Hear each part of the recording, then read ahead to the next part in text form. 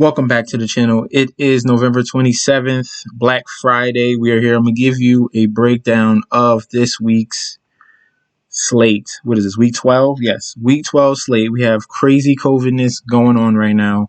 The Ravens game has been moved to a Tuesday now. That is off this slate, and we thought we had it. That would have been a nice situation to have. Ben Roethlisberger, Lamar Jackson, but now he has COVID. So we are left with 12 games. There's still a ton of injury news. Already, if you guys got to pay attention, go to rotoworld.com. Have this bookmarked in your browser. You need to know update injury news at every single second. Because already Julio Jones is questionable and it's looking like he's not going to play. Todd Gurley is out. So we have a new lock probably in your lineups that's going to fill in your running back positions. We have some news on Ayuk's probably going to be out. Tevin Coleman's probably going to be out. Just you have to pay attention. It's going to be a revolving door of new news coming each and every day, all the way up to kickoff. Okay, so with that known, before I even get to the running back that's probably going to be chalk, we're going to get into the quarterbacks. Quarterbacks already this week, we have Kyler Murray against New England. New England is not the same New England you thought they were. Kyler Murray is an absolute beast. He was, coming up on an MVP talk, but a big loss against the Seattle Seahawks. But he did produce 20 DK points. That's enough for you. No, it's not enough. It really isn't. 8,200, he needs to do 30 plus. He needs to do what he did against Miami and the first time he did against Seattle. Now, with this New England defense, it's definitely possible. The capabilities that he has with the rushing, as you can see, 11 rushes, 61 yards, 2 TDs, 11 rushes, 106 yards, and 1 TD. I don't know if New England has the personnel. Like Seattle has the personnel, they just have a bad defense. It doesn't make sense. It really doesn't. They have the capabilities to stop this. Belichick obviously has the mind to do it, but that is going to be the key. Keep Kyler Murray in the pocket, make him a thrower, and at least you can, cut these drives short. So obviously Kyler Murray is going to be highly owned. He is a very dangerous man. I think I'll probably go to him anyway. Next quarterback is going to be Patrick Mahomes going up against a tough Tampa Bay defense. Even though Jared Goff had a field day with them, it's like night and day with this Tampa Bay team with primetime games compared to just regular 1 o'clock, 4 o'clock games on Sunday. They happen to play at a regular time. So we could get a locked and loaded Tampa Bay defense and offense that's going to show up against Patrick Mahomes. This should be a back and forth showdown between Mahomes and Brady. Both these teams have wild weapons to use, so he is viable as well. You're gonna have to get really creative, or not really creative, but you're gonna have to lock down on who you really believe in because there's a ton of options. Josh Allen in this game between the Bills and the Chargers is going to be a fun-filled fest right here. Points galore. 29 and 30 the last 2 weeks. Josh Allen, he has the ability to, just like Kyler Murray, throw for touchdowns and rush the ball and get TDs. They use him in the red zone as well. Justin Herbert in the same exact game has the same capabilities as well. Buffalo has not a good defense. The Chargers have not a good defense. So we're going to see a lot of points on this side. I think this one is going to be one of the lower owned stacks of all these higher price guys, just because a lot of people are going to be on that KC Tampa Bay, and then a lot of people are going to be on Kyler, and especially Cam going up against that mediocre Arizona Cardinals defense. And he's a cheaper option to have. So Josh Allen and Herbert could go a little bit lower on, and they can definitely go off as well. Tom Brady, 20th ranked defense. It's not. Kansas City's defense is worse. They show up when they want to. That's Kansas City's defense. They show up when they want to. They're just cruising along, trying to get to playoffs. And this one is probably they're just gonna have fun. I see a ton of points in this game. If you're betting it, I'll either take the plus points on Tampa Bay or I'll just take the over. Either or. I think this is going to be a back and forth fest. There's no way Kansas City can stop all those weapons. No. Not Antonio Brown, Godwin, Evans, Gronkowski, Fournette, Ronald Jones. No. Yeah, I'm telling you, I'm gonna do another video. It's gonna be a public announcement. I'm gonna do that later. That's just a hint of what's coming. But we're going to move on looking at these quarterbacks. Cam Newton, I spoke about it before. If you're looking at Kyler Murray and you want to stack this game, you might want to lead to Cam and get the other pieces to this game stack. Cam Newton, he's been connecting with Damiere Byrd and Jacoby Myers lately. Still has that upside in the rushing. He's only 6,400. This one should be a high scoring affair as well. And Damiere Byrd, former Arizona Cardinal, is going to begin to this old team. So that could be a little revenge narrative for Cam and Byrd to hook up again. Teddy Bridgewater, not really looking for him. He's a mediocre play going up against Minnesota. They have bad corners. So I'll probably lean more to a Robbie Anderson and more, definitely, in this type of situation. Taysom Hill in Denver, I get it. This man is a dual threat as well. It's just Denver is a tough defense. Denver is a tough team. Drew Lock plays like crap. I like Saints defense if I'm choosing a defense on the slate. I definitely think they can, overwhelm Drew Lock and make him force him to turnovers, which could lead Taysom Hill into some very profitable positions in the red zone. So Taysom Hill is an option as well. I like him. Phillip Rivers not really looking towards that game. It was a good sight to see, Rivers finally get over 20 DK against Green Bay because they lean on a run. And in that situation, they needed Phillip Rivers to step up in some key third down situations to keep the Green Bay's offense off the field. He stepped up. He made those throws. They got the win. But I'm not really looking for him to make groundbreaking fantasy performances this week. Jared Goff, not looking at that against 49ers D. Tua, it's a good matchup, but I like Miami's defense against our Jets offense, especially Sam Darnold's going to be back. First game back, he's going to be eager and he's going to be willing to chuck the ball. He needs to prove his trade value, and also there could be a possibility, a very slim possibility, that he keeps his job. That he would have to perform out of his mind to do that. But I'm just saying, No, I'm Jets fan, sorry. Next, I still want Lawrence. Next, we're looking at Tannehill. Not a good matchup against Indianapolis. Derek Carr is a nice price right here at 5,700. If you're looking for a cheaper option, Derek Carr against the poor Atlanta Falcons defense. He stepped up against KC. He usually does anyway. The last time he faced KC, it was 22, and it was another 27. So when you get these, bottom feeder defenses that have no corners, then you can look at Derek Carr. He's an okay option down there. Other than that, now looking at Minshew, PJ Walker, he's not even starting. Mayfield is he's a maybe.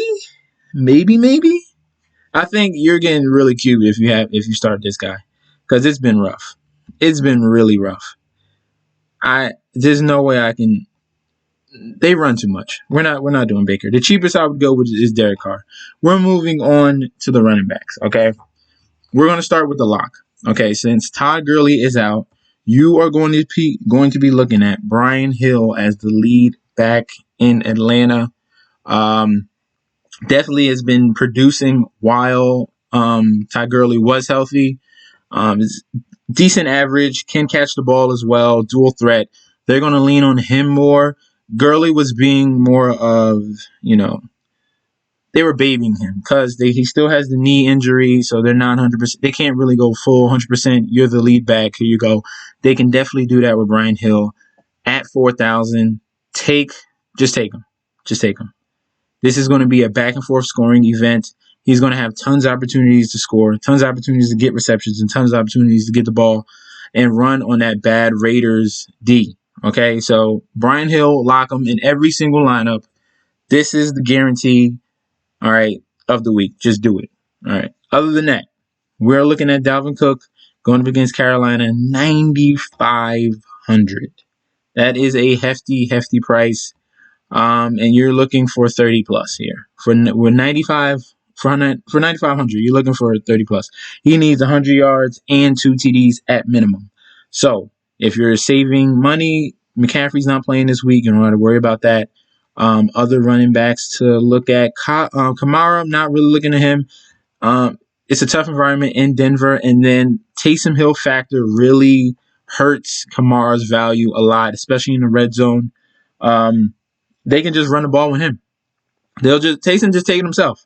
He'll do it himself. He'll fake it to Kamara and then run to the other side. Don't like that situation. Derrick Henry is always an option against Indy. Last time he had 14. DK, you're not looking for that at that price. Nick Chubb at 7,100. I told you to play him last week. He came through 100 yards, didn't get a touchdown, but if he did, he would have got you.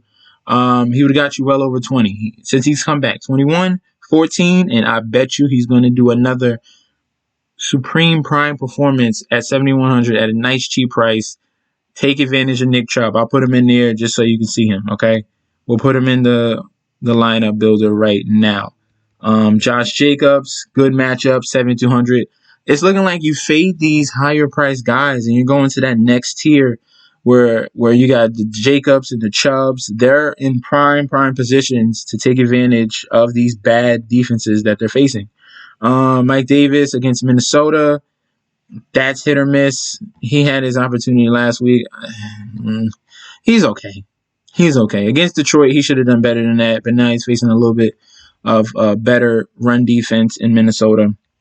Clyde Edwards-Helaire against Tampa Bay, that's a top-tier run defense. I'm staying away from that, and he's splitting carries with Le'Veon Bell. I do not like that. James Robinson, not looking towards him. Joe Mixon is on an IR, so you're going to look out for Giovanni Bernard. Let me see if he's still fine. He's questionable. I don't think he's going to play. So we might be looking at, what is it, Jonah Williams? What's his name? Questionable, progress from no activity. Wednesday to full participation. Friday. Wednesday to full participation. Okay, so he's looking like he's going to play at 5,700. Against the Giants, this is a nice cheap play as well. Giants D is not that great. They've been playing better of lately, but that team is still a joke. They're 3-7. Bernard is someone to look at 5,700.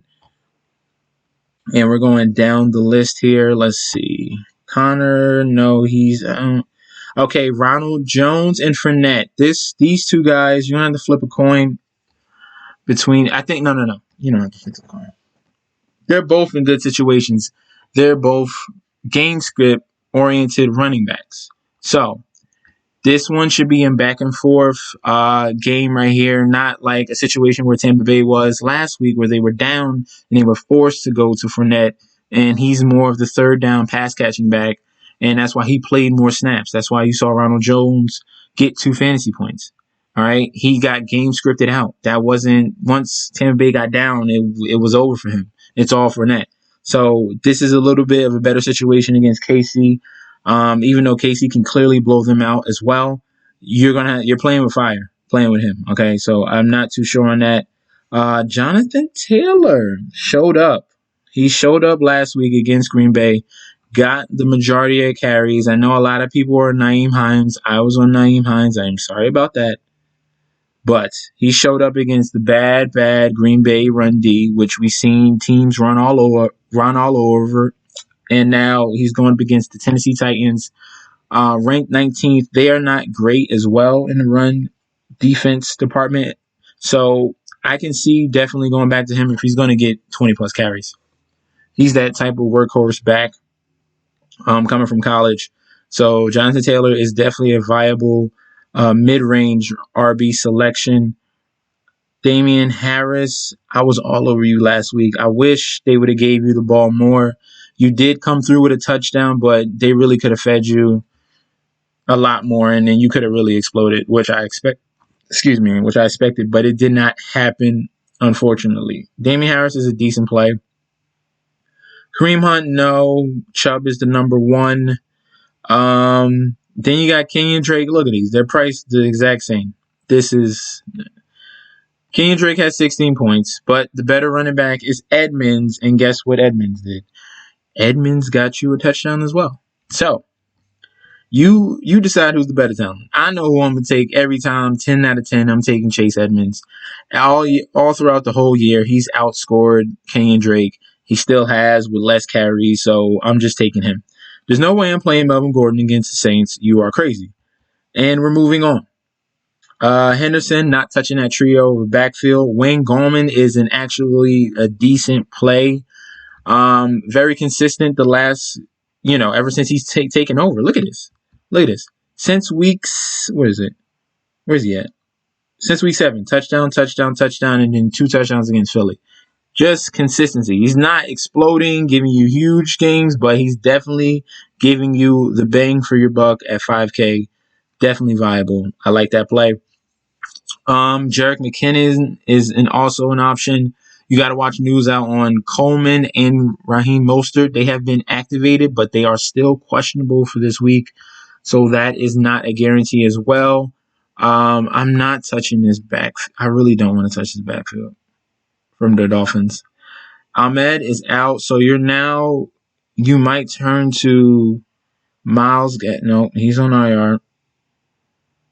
They're down to Matt Breida, Patrick Laird, and DeAndre Washington. Not touching that. Not touching that at all. Any other running back? I spoke about Hines. He was more last week. I think that's how far we're going this week. I think that's how far. I think that's all we need, actually. Wide receivers. Now, the quarterbacks I spoke about, I want to pair them with their main wide receivers. So I said Kyler. We have DeAndre Hopkins. Now, this is a situation going against the New England Patriots. Bill Belichick is going to take your best weapon. Hopkins is their best weapon. So if Hopkins is taken away, we're doing a little bit of math here. All right?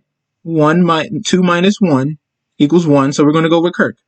Christian Kirk right here has been very consistent as of late, has been the touchdown guy on this team as of late, especially with number 1 corners going against number 1 wide receiver. He slips right under the radar and gets you fantasy points.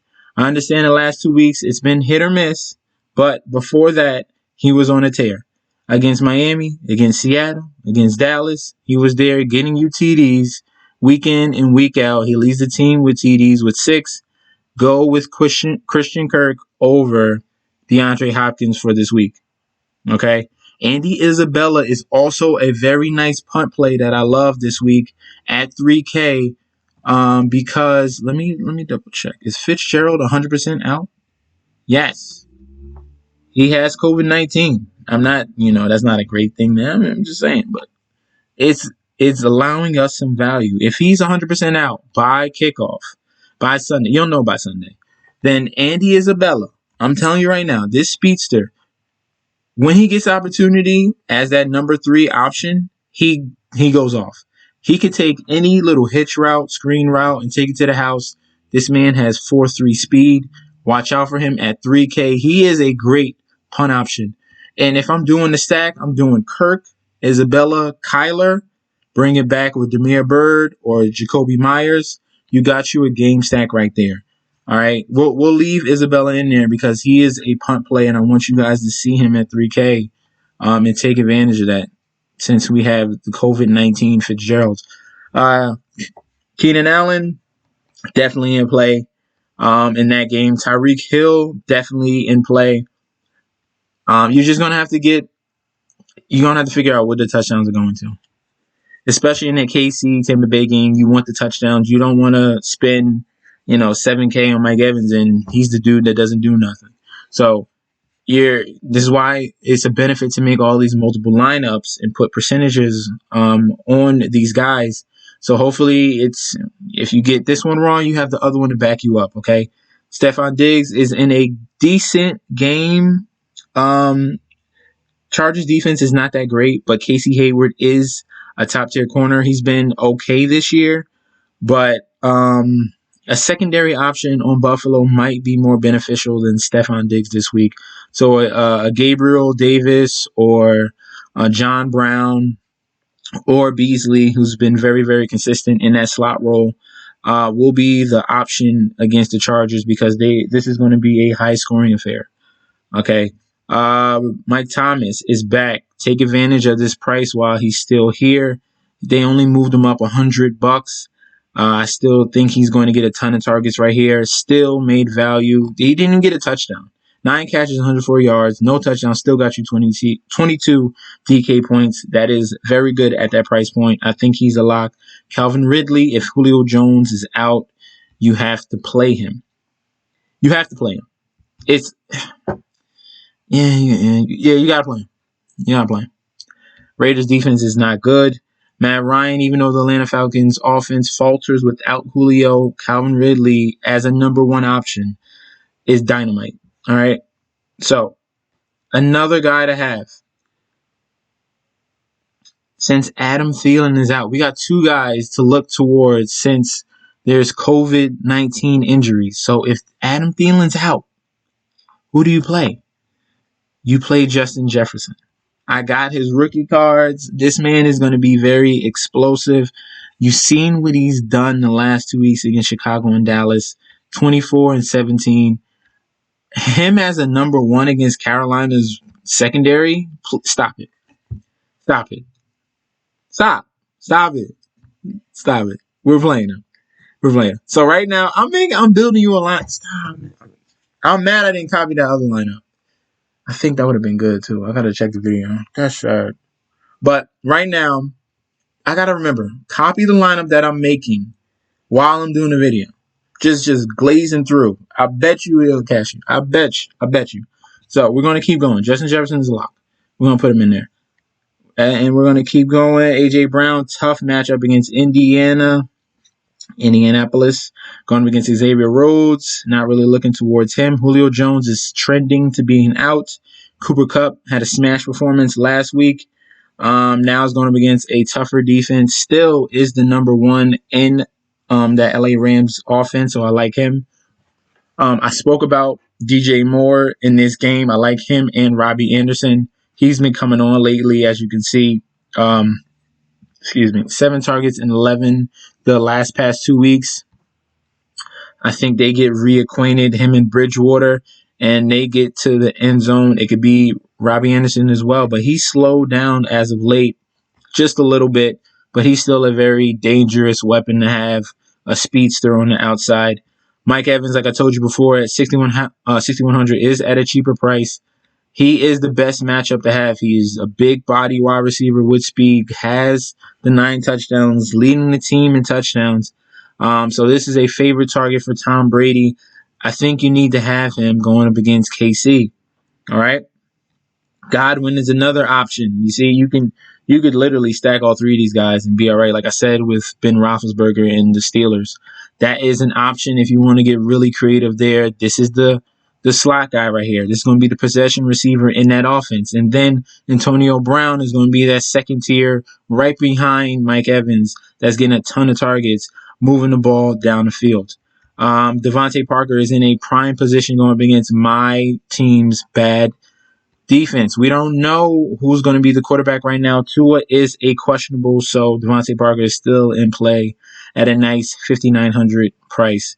Robert Woods is okay. Antonio Brown, I just spoke about him. He's coming off a game, 13 targets? That's crazy. He's living with Tom Brady. Play him. Okay? They're eating, sleeping. They're probably showering together. I don't even know. But they have a connection. They love each other, clearly. Next, I told you Cole Beasley.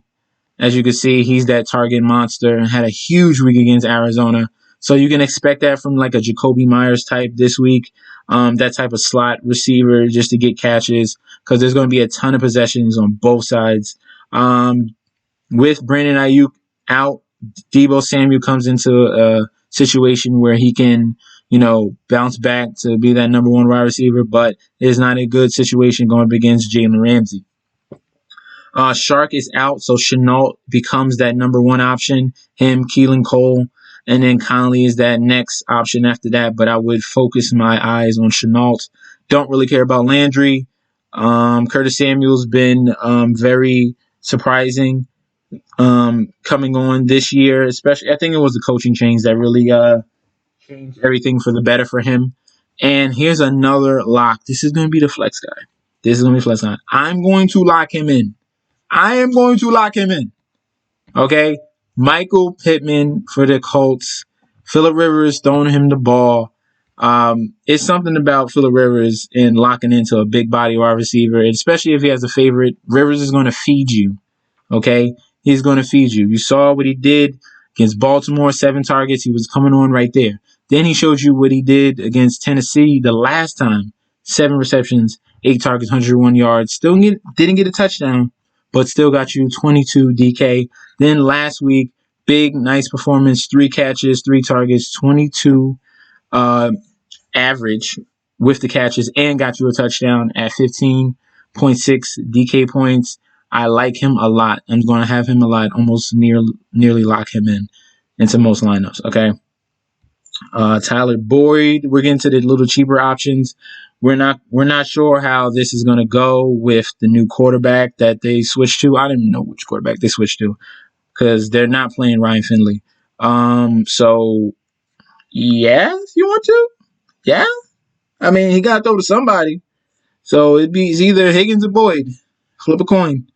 Mike Williams, this man is dangerous. He can get you some nice points at 5K. There's so many options here. It's absolutely insane. I'm going down and I'm seeing a new option. Like you're really gonna have to narrow down who you love. Nelson Aguilar has been coming on as of late. He's the number 1 wide receiver on the Raiders. Wide receiver. I said, listen to my words. Wide receiver. The best offensive option, Darren Waller. The best wide receiver, Nelson Aguilar. As you look at the game log, he had some duds, but he's had more boom weeks than bust weeks. 24, 14, 14. Another 20 last week against KC. You're going against Atlanta's defense. What do you think is going to happen? Okay, I thought so. We're moving on. We have Tim Patrick. He's been okay lately, but you don't know where these targets are going to with Drew Lock. 1 week is Tim Patrick. 1 week is Jerry Jeudy. 1 week is KJ Hamler. You don't really know. All right. T. Higgins, I spoke to him about him before. Wow, John Brown's out. John Brown is out. This is why I check. So now we got the number 1 option is Stefon Diggs. Beasley is the number 2. And now Gabriel Davis comes into this game where he can definitely pop off as one of the cheaper options on this slate at 3K. So I got you 2 3K guys. 2 that should have nice performances this week. We got Isabella and we got Gabe Davis. Let me put them in there so you can see. I'm giving you the value. Jeez. God. We're going down. Can I find anyone else? Ruggs. Ruggs is so hit or miss. I'm not going to Ruggs. Perriman and Mims are options as well. I spoke about Damiere Byrd in the game stacks of that New England, Arizona. He's going to be against his former team. He really showed out last week against Houston. 6 catches, 132 yards, and a TD. That's another cheap option to have. Mims, let me type him in before I go to the tight ends.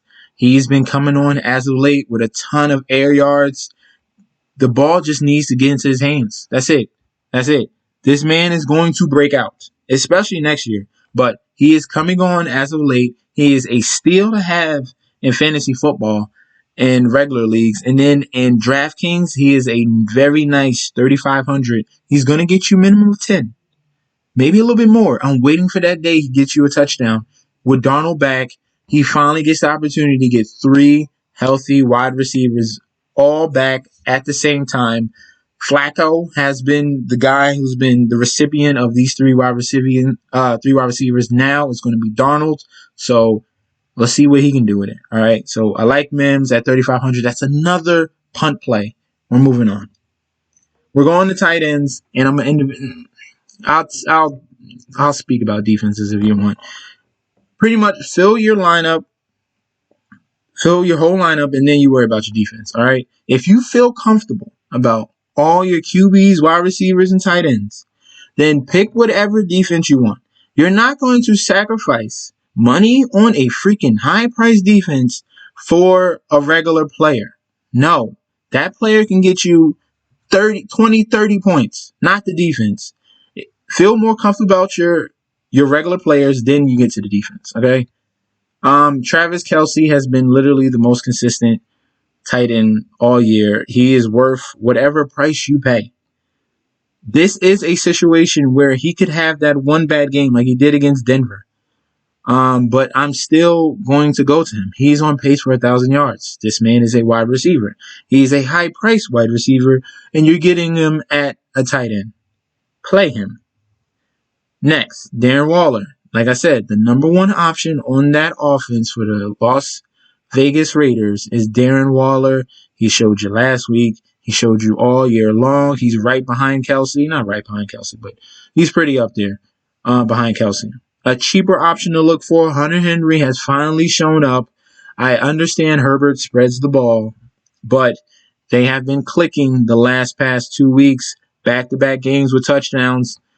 This could be the week where you roll a dice and you don't get one, but the proof is there, okay? Evan Ingram, I still like him. I wish he had a better performance against Philly. I don't know what happened. He only got 3 targets. That's stupid.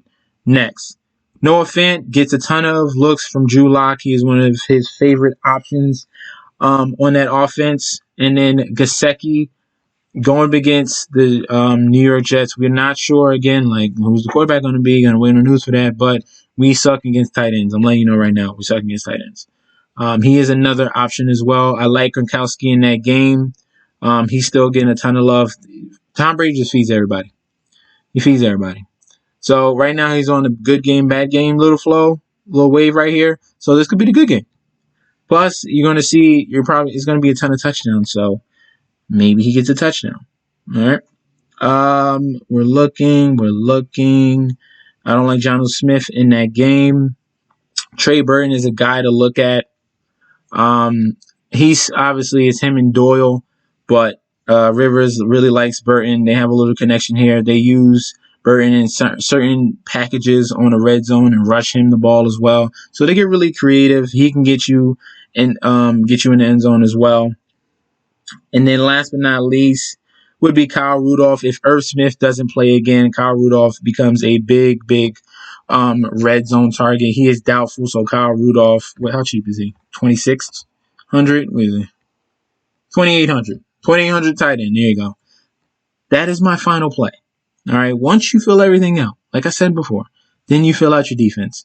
Obviously, the higher price defenses are in better situations. So the closer you can get to the top, the better you are. There you go. That's the synopsis of defense. There you go. We're done. How long is this video? Let me see. 32 minutes. Thank you guys for tuning in. I'm almost at 200 still. Please subscribe. Tell a friend and tell them to subscribe. But please subscribe. I'm almost at 200. I'm going to keep repeating this. Don't forget to like my video. Don't forget to comment on my video. Even if you got to the end of this video, that's a surprise because my average is like 5 minutes. And then that's it. People just cut off. But it is what it is. I'm going to keep doing this until the day I die, so it doesn't matter. Don't forget to follow me on Instagram and Twitter at MessengersD. I'll be back again tomorrow with another video. Thank you guys, and peace out.